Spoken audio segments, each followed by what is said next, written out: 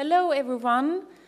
My name is Ivon Gosner, and I've been a teacher for about 15 years, a language teacher in German and in Swedish as a second language. And I'm very happy to be here today, and I'm very pleased to experience Serbia too. It's going to be nice. Yes, and I've been teaching at all levels, from primary school up to secondary school, upper secondary school, and even at the university, where I've been having exchange students learning Swedish. And I've also been teaching cultural awareness at the university.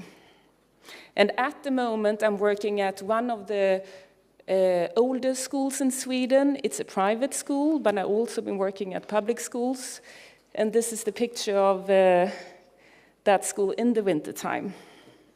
And I also actually have my own business called Love Swedish Culture, where I teach Swedish for newcomers coming to Sweden, and I teach them about Swedish culture that will make it easier for them to adapt to the Swedish system. All photos been taken by me or by my daughters, and they are from the schools we have been teaching at. Yes. And I just want to give you some facts about how we teach a third language in Sweden. It might differ from your country. Well, in grade 6, pupils start to choose the third language. And it could be Spanish, German, French. Some schools even offer Chinese. And Spanish is the most popular one. German is the second popular one. And a lot of German businesses in Sweden actually like, of course, that Swedish pupils should choose German. And since I'm a German teacher, I like that. And Goethe Institute is very active in the Swedish society too. And unfortunately, Germany didn't win many games with the World Cup of football, and that's a bit pity, because many Swedish pupils love football, and they admire Bayern München and the German football team, so now it's a bit sad that they didn't do as well this year. But hopefully Sweden will win this game tonight against Switzerland.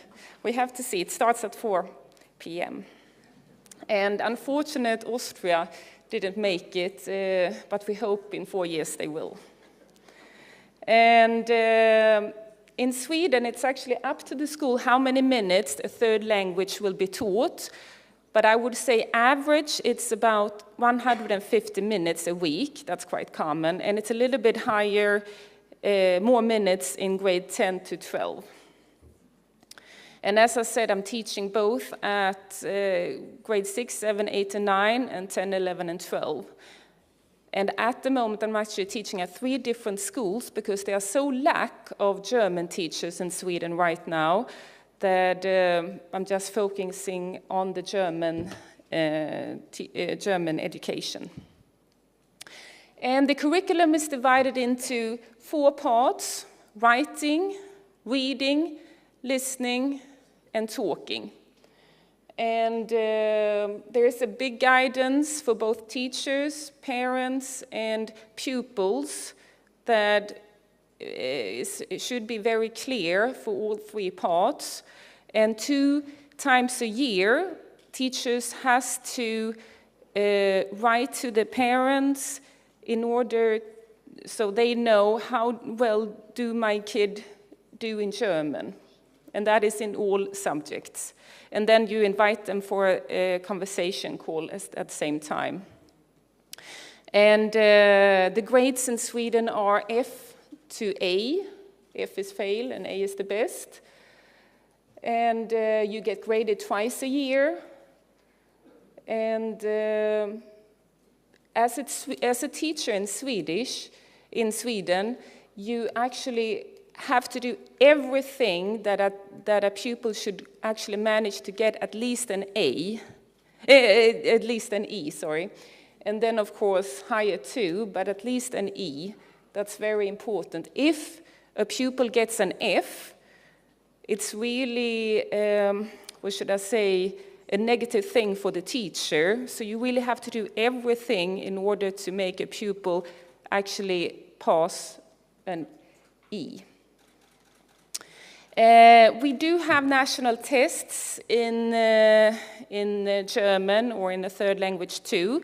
It's not mandatory though, so the teacher can choose, but many teachers do. And then the tests are in writing, listening, reading, and talking. Every year as well, there is a language competition, and I know there's in more countries than Sweden, and it's called Language Olympics, where you actually compete in your language.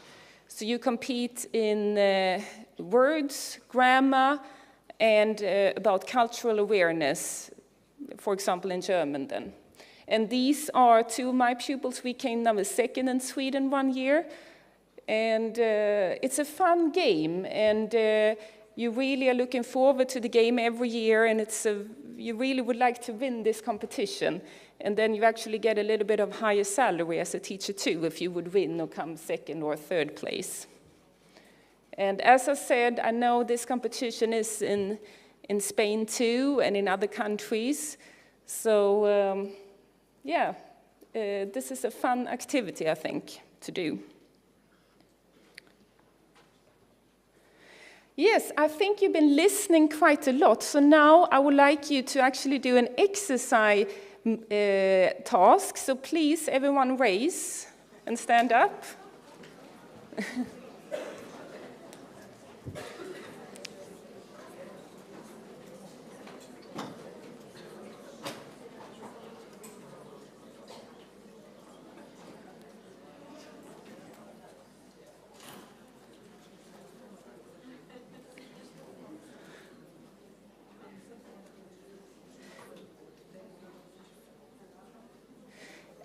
This gymnastic task I'm doing with my pupils in German, or you can do it in Swedish as a second language too. And then when we are learning the numbers, I tell them the number in German, and then all the pupils do that movement. So now you're going to do that too. And I'm going to do it in German because I think you know the numbers in German too, otherwise it's too easy. And then if you can't, just have a look around and you will probably find the right answer, okay? So let's start with 4. Oh, sehr gut. 9.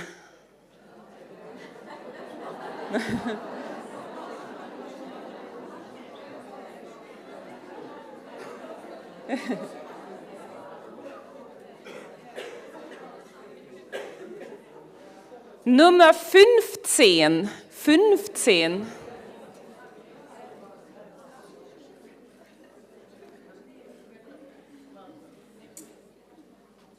Nummer 12. That might be a difficult. Yeah.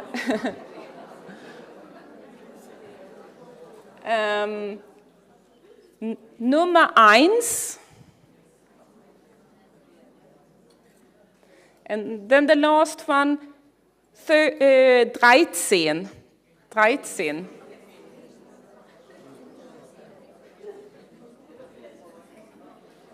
Yeah. Vielen Dank. Vielen Dank.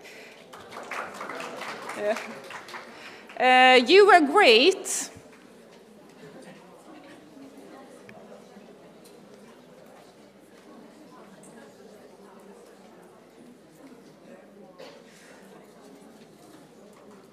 So thank you so much for attending at this. You did a great job, and my pupils love doing this. I'm just doing it sometimes when I can just tell that the pupils are a bit tired, or they just want to do something fun or to move a little bit.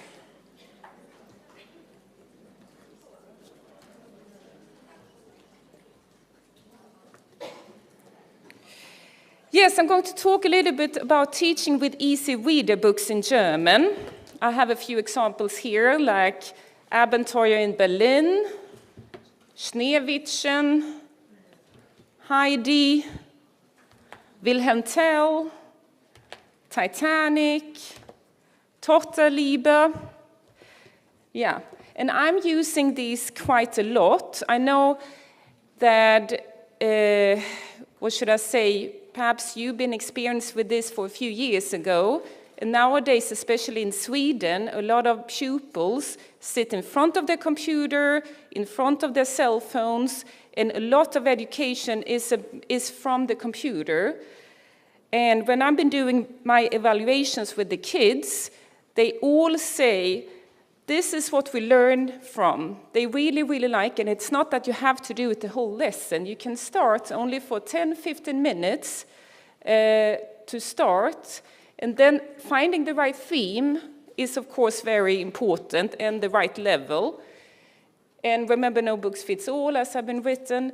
But I must say, if you just take Titanic, if you just mention it, you know, pupils actually do have some thoughts about it. They already have some knowledge about it, and they are interested in it. And I actually do like this, that I'm getting one book to each pupil. We are often about 15 pupils in my class. And then we sit in a ring, and I have eye contacts with all. We take turns to read.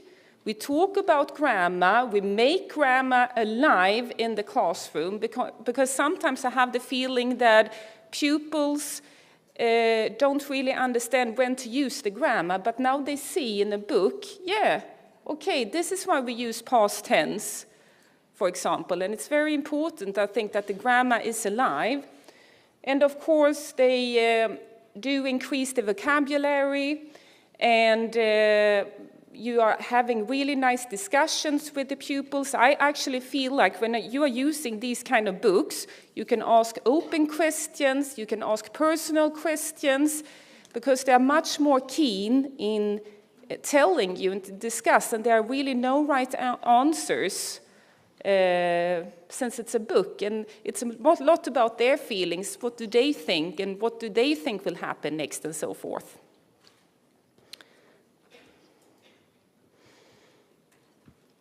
And then the positive things is that everyone gets a feeling of a book.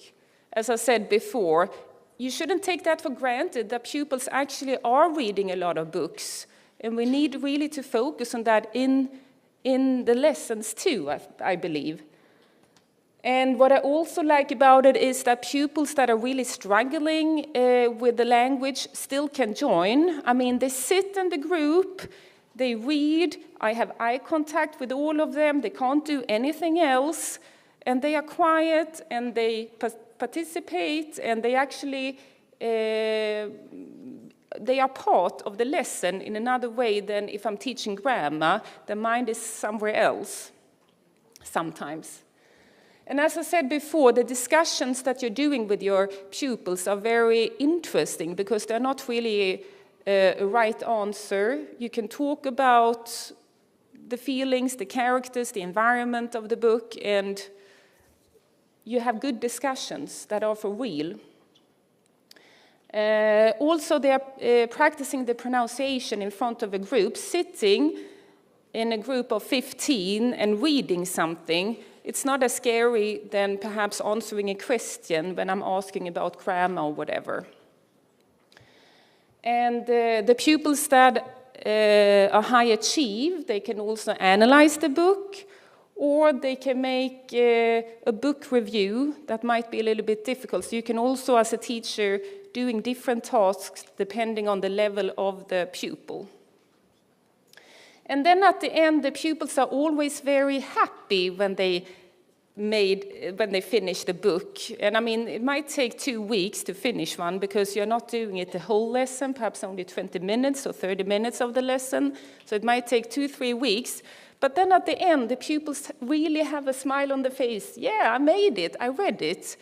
And I could really, I mean, if you take Wilhelm Tell with Friedrich Schiller, that's something to tell your parents. Well, I actually read Wilhelm Tell.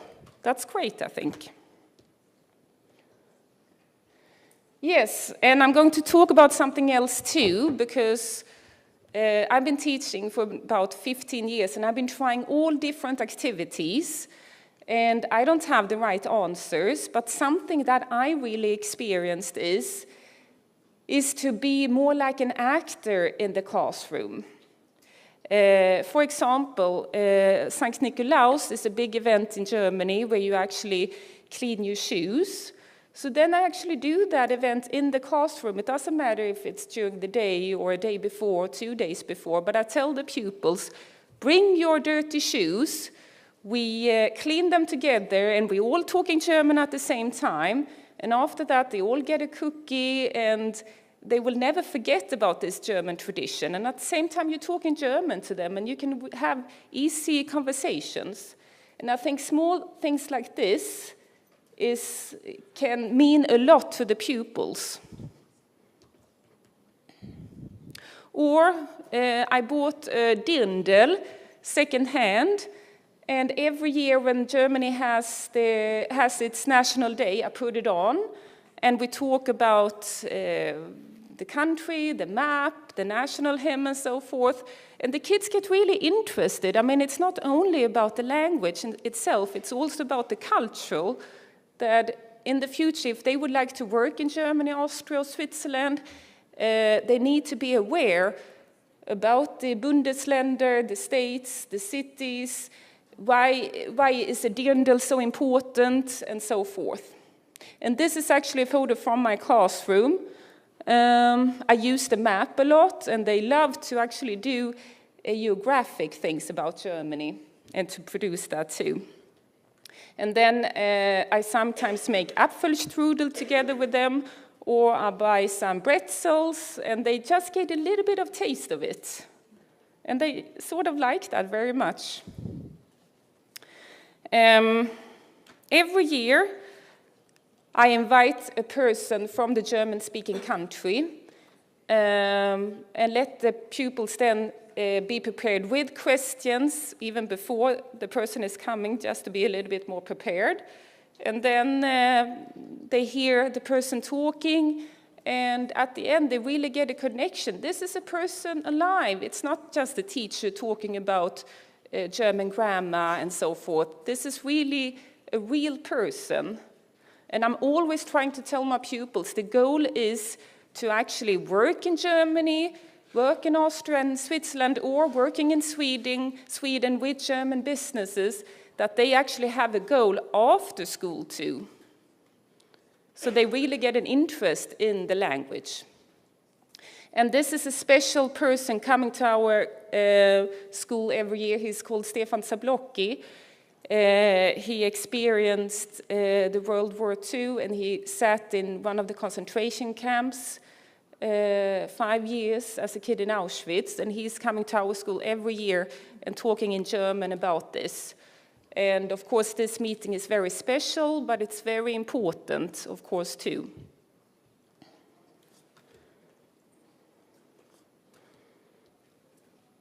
But you can also invite just a German neighbor, or, I mean, it doesn't actually need to be someone special, just someone being in the country, being in the city, and so forth. Or you can just visit an organization, and so forth.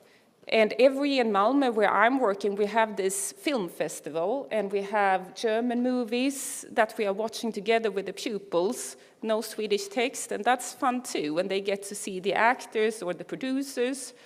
And yeah, that's really nice too.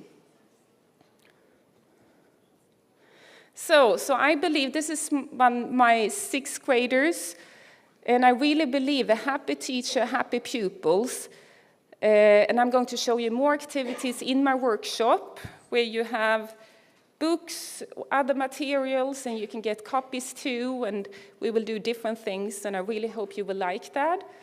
And yes, and I just want to say that it's not easy being a teacher, but as I've been writing, I think it's very important that the teacher finds something that they like. I mean, this suits me very well.